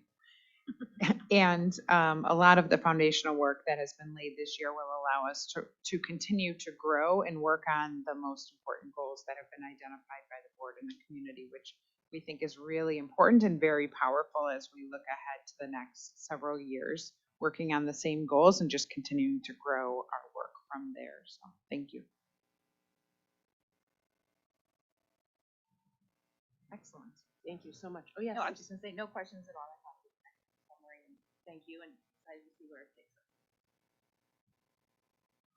Thank you so much. Okay, so that brings us to annual business. We have several reports under annual business. We'll start with the annual bullying report, and Dr. Swanson will provide us this report. So District 39 takes bullying very seriously and investigates all reported incidences of bullying. It's important to know that the state of Illinois requires that school districts collect information regarding bullying and share that information annually with the board. However, the state of Illinois has a legal definition of what constitutes bullying. And so when we talk about the reported incidences, we're talking about those that sort of rise to the level of that legal definition. Our administrators, however, investigate and handle many situations throughout the school year that do not meet the definition of bullying, but still require intervention, education, and consequences. So this year we had 11 reports of bullying that required the full investigation. That's among the many different situations that our administrators address, from little playground incidents to more significant things. But we did have 11 that resulted in a full bullying investigation. Of these 11, 2 were determined to be bullying. 1 investigation is ongoing right now. When administrators address these incidents, whether there's a full bullying investigation or not, and regardless of the outcome, our administrators are looking first and foremost at how to support the victims of this situation, provide guidance, instruction, and consequences for the aggressors if that's the case, and provide interventions so that the behaviors do not recur. We are an educational institution, and we are focused on making sure that our students are learning the positive pro-social skills that they need, and not just on consequences, although that is a part of what happens when there are investigations into social conflict or bullying. So some of the possible responses include restorative practices, such as a restorative circle or apologies, education around the behaviors, interventions such as meeting with a social worker. Our social workers are very busy and meet with a lot of students, both students who may be victims or aggressors or somewhere in the middle. We might have consequences such as in-school suspension, parent conferences, detentions, written reflections or apologies. We also, in addition, ask students to report on the 2 questions related to bullying on the MESH survey, and we use that information in order to inform what we're doing. So Kelly referred to that earlier. Our students continue to respond in a way on that survey that indicates that most do not report being bullied themselves at school, but we did see some drops across the board in our student responses related to how often students are noticing others or reporting others being bullied at school. So this does indicate that students are either witnessing or identifying more interactions among their peers that they view as problematic, and these are areas that we want to continue to address and look at. Sometimes it's a sign of some progress that they're identifying more things as being problematic that they might not have in the past, but we need to continue to dig into this and make sure that we are providing them with the education and support in order to help one another and intervene themselves if they see something that is problematic. Again, we take bullying very seriously. Our administrators respond accordingly, but we also have implemented and focused a lot, as Kelly shared earlier and as you've heard with part of the strategic plan, on using proactive strategies to increase the pro-social behaviors among our students and prevent the incidences of bullying. That's really where we must and do respond when there are reports, but we want to focus as much time and energy as we can on the prevention of these instances so students are not exposed to this or victims of it. We've been actively working to embed social emotional learning competencies throughout our instruction. We've provided training and trauma-informed instruction for our teachers. One of our strategic goals focuses on increasing a sense of belonging for all students, and to this end, we've increased the clubs at our 5 to 8 level to provide a sense of connection for our students, our affinity groups. Our teachers regularly discuss students. Our social workers actively reach out to students who may appear isolated or at risk. We've implemented morning meetings and responsive advisory classes as part of our responsive classroom work, which really strives to build that sense of community and belongingness among our students. And we know that when students feel more connected to one another, there are fewer incidences of social conflict and bullying among them. We continue to review the data. We discuss students. We have in the past done relationship mapping to look at how does every student have a connection? Who do we see? That was harder to do when we had the remote learning last year, and even with the disruptions with quarantines, which seem so long ago now, but really were just earlier this year. But is something we'll continue to look at as we move forward. Again, our goal is really to make sure that we are providing the preventative and proactive support so that we don't get to this point. But if we do have reports, to do a thorough evaluation and then make sure that we're providing support for students who may be victims of bullying, as well as interventions that help support our students who may be the aggressors so that they don't continue down that path. Again, we are focused highly on this through our strategic plan and through goal 2, as well as the work that we've been doing. Does anyone have any questions? I just have a quick question. I'm just curious. When you said there were 11 incidents across all 6 schools, so that maybe like rose to a certain level. Yeah. How many is it like weekly? Is it monthly? How many incidents are you? So there, I mean, our part of the business of being a child is learning to have those social interactions and making missteps and engaging in social conflict. And so our teachers, our administrators spend time every day helping children navigate the nuances of social interaction. That is a daily occurrence. The situations that rise to the level of requiring a full bullying investigation are much rarer. That doesn't mean that every situation isn't investigated, though. Every report we have recess supervisors who interact with students, and it may come up to the principal's office, but it still may not count as an official bullying investigation. It may just be a social conflict situation. Again, we have children in our buildings, and so we are dealing with behavior that just as we teach reading and writing and math, we are also teaching behavior and social interaction. And we probably have done a lot more of it this year than in past years because the pandemic did take its toll on our students' ability to interact with one another. And they missed some time there where they were 6 feet apart and socially distanced. And so we're playing a little bit of catch up with that as well. Does that answer your question?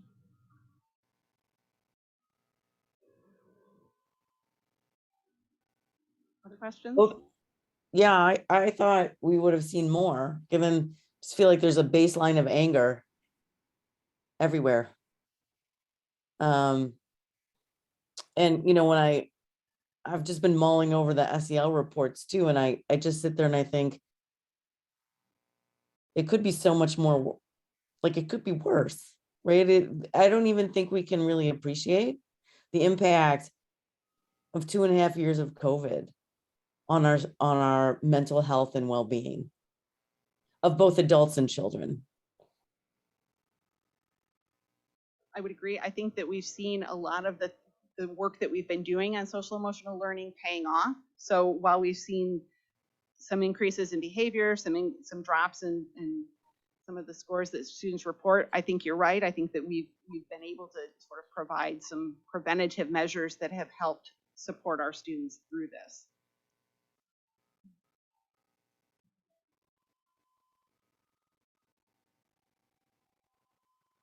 I know we're all incredibly grateful that this is the priority that it is for you. Couldn't be more important, and that comes through in the work you're doing and in the report. Thank you. Next, we have under annual business our fiscal year 2023 District 39 tentative budget. Again, the board has looked at this a couple of times, but a brief presentation will be provided on the tentative budget. Corey? Yep. All right. So we just have a brief presentation on this tonight.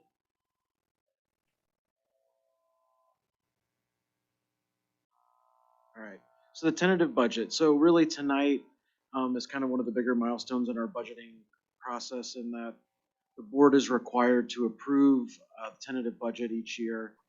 And then also the board approves the public hearing, which we'll hold at the August 22nd meeting. I would also note that we would tentatively display the tentative budget to the public between tomorrow through the August meeting, which is required in the school code. And then in August, we just have, our finance meeting where we would review any changes since June, and then we would hold a public hearing and the board would approve the budget. It has annually been the case for a while, and then we file with the state by end of September. This slide shows our operating revenues by source. District 39 is a heavy locally funded school district with roughly 92% of money coming from local sources. On the other side of the equation, operating expenditures, District 39, like most school districts, is a heavy personnel district with almost 80% of our expenditures coming to salaries and benefits. And then from a high level perspective, in the operating funds, the total revenue in the tentative budget is 70.58 million, expenditures 69.39, giving us a projected surplus of 1.1 million. We do have some transfers within the operating funds, 2.9 million for construction projects, another 1 million for debt certificates, and then fund balance of 29.3 with 42.31%. Within the capital projects budget, we do have a few items budgeted. We have for this summer that work has really got underway the last few days. We have work at Mackenzie, Ramona, and Harper. Those projects were approved last winter. And then at least in the tentative version of the budget, we have included three projects. And we will finalize and fine tune that for our August approval, giving capital projects a $10.7 million budget. Debt service and transfers. The debt service fund is also outside of the operating funds, has an annual budget of 2.5 million. That includes repayment of the 2020 limited tax bonds and then the debt certificates that were issued this past winter. That's about 1 million. And then we also have some transfers between funds of just under 1 million to cover those debt certificates, and then a 2.9 from O&M to capital projects, which is required by FISB accounting code. And then we also are considering a transfer from Ed to O&M. Interfund loans and tax anticipation warrants. We are going to ask the board to approve a resolution that would allow the opportunity to loan money between the Ed and the O&M funds. That will be reviewed to see if there's any other interfund loan combinations that are needed as we get into the fall. And then tax anticipation warrants. We all know with the expected delay in property taxes in our second installment, looking at instead of receiving everything in July and August, could be pushed out till December or January. So if that were to come to fruition, we would possibly be looking at issuing some short-term borrowing in the form of tax anticipation warrants. And as we work through the summer and the fall, I'll be back to discuss more details with the board and what that might look like and what are some of the kind of the trigger dates for us to need to take action in certain ways. And then the last slide is operating revenues and expenditures. As you see, we have 3 years of actual data. Fiscal year 22 is some estimated data, and then fiscal year 23 is our tentative budget. The nice thing with this slide is it shows that consistency of having revenues exceed expenditures.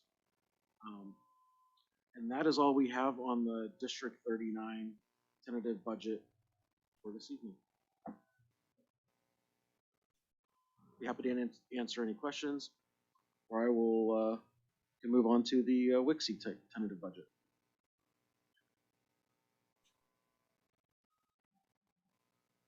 questions, Okay. we can move on. All Thank right, you. so the fiscal year 2023 Wixie tentative budget, I think it was mentioned earlier in the committee reports.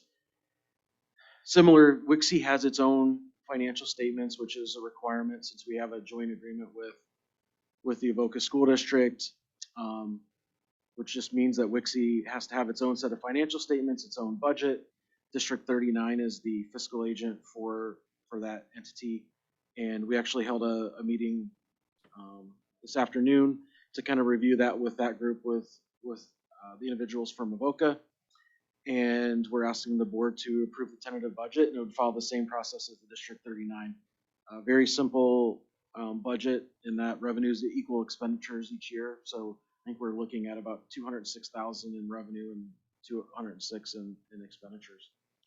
Similar, if anybody has any questions, I'm happy to answer them. Otherwise, we can move on to the budget resolutions and the treasurer's bond.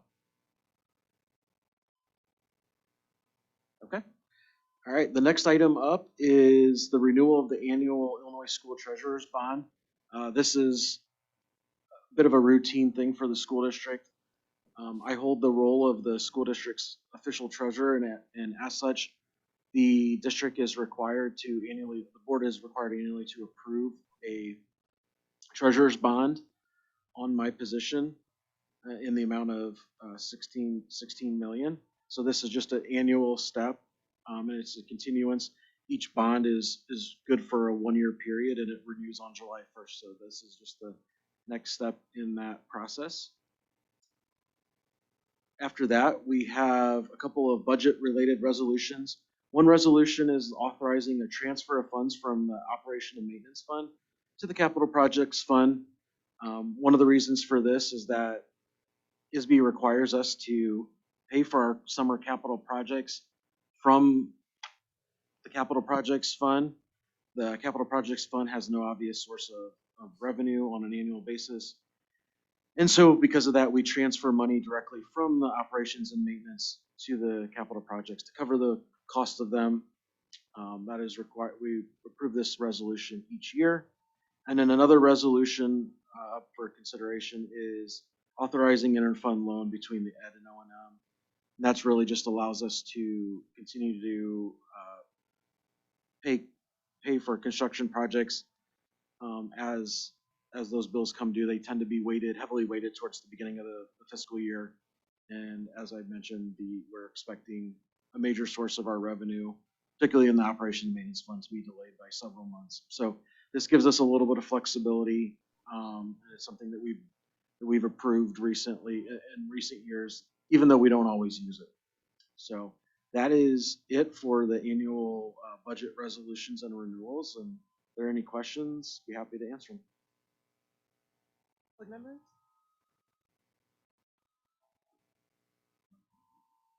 Thank you for all that preparation and information. So that brings us to the second opportunity for the audience to address the board. Are there any audience members who would like to speak at this time?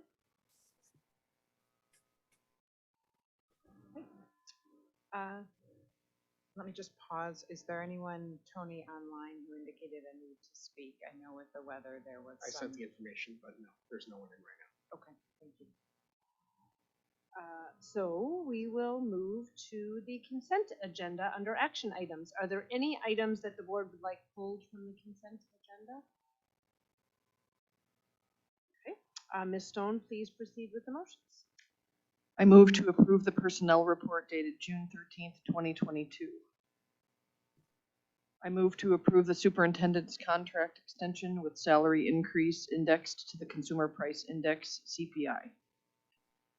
I move to approve the resolution authorizing payment for goods and services between now and the next board meeting scheduled for August 22nd, 2022. I move to approve the renewal of the State of Illinois School Treasurer Bond in the amount of $16 million. I move to approve the fiscal year 2023 District 39 tentative budget as contained in the report for immediate public display. And further, I move to approve the publication of notice of a public hearing on the tentative budget to be held at 7:00 p.m. prior to commencing the regularly scheduled Board of Education meeting on Monday, August 22nd, 2022. I move to approve the Wilmette Community Special Education Agreement Fiscal Year 23 Tentative Budget as contained in the report for immediate public display. And further, I move to approve the announcement of a public hearing on the tentative budget to be held at 7:00 p.m. prior to commencing the regularly scheduled Board of Education meeting on Monday, August 22nd, 2022. I move to approve the resolutions authorizing accounting transfers from the Operations and Maintenance Fund to the Capital Projects Fund, and I move to approve the resolution authorizing an interfund loan from the Education Fund to the Operations and Maintenance Fund. I move to approve the accounts payable for bills listed between May 24th, 2022 through June 13th, 2022 in the following amounts. Educational Fund, $440,520.51. O&M Fund, $46,352.87. Debt Services, $49,071.25. Transportation, $213,803.15. Capital Projects, $333,781.84, for a total all funds of $1,083,529.62. I move to approve the manual checks issued between May 24th, 2022 and June 13th, 2022 in the following amounts. Educational Fund, $324,924.67. O&M Fund, $32,591.93. Transportation, $31.73. Tort, $1,920.57, for a total all funds of $359,468.90. May I have a second? Second. The motion has been moved and seconded. Would the clerk please call the roll? Ann Hart, Yes. Bonnie Kim, Yes. Frank Panzica, Yes. Lisa Schneider-Phipps, Yes. Aaron Stone, Yes. Amy Payne. Yes. The yeas have it. Motion's carried. We'll move to conference items. Any old business? New business? Good and welfare? We'll just say that it's such an honor to be at graduation of our 8th graders and to sit on the stage and look out the way it was set up this year with the 8th graders seated right in front of us. To see their faces just beaming, particularly, I was pretty emotional when they were watching their peers speak so beautifully and so bravely. It was really impressive and a wonderful celebration. So, honored to be there. Amy, I've got one. Yes, please. I just wanted to thank everyone, all employees of D39, right, for yet another year. Because 2 years ago was the height of COVID with high drama. And then all summer long, you worked to create plans to start school this year. And we keep thinking we were done, and we weren't done. And you've never gotten to rest. You've never been able to just take a breath. And so I just want to say thank you. I know this year was another hard year, right? And so I really hope this summer you all can exhale and really look back on the last 2 years and understand it was really remarkable. You know, we were in school a lot, more than a lot of other districts. So thank you. That's so important, so true.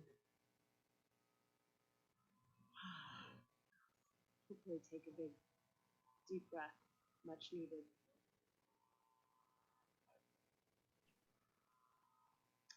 Okay, may I have a motion to adjourn to executive session to discuss special education, collective negotiating, and specific personnel? I move to adjourn to executive session to discuss special education, collective negotiating, and specific personnel. May I have a second? Second. Motion having been made and seconded, will the clerk please call the roll? Ann Hart, Yes. Bonnie Kim, Yes. Frank Panzica, Yes. Lisa Schneider-Phipps, Yes. Aaron Stone, Yes. Amy Payne. Yes, motion carried. We are now adjourned to executive session. Time is 9:15. Are you guys gonna call me? Yes.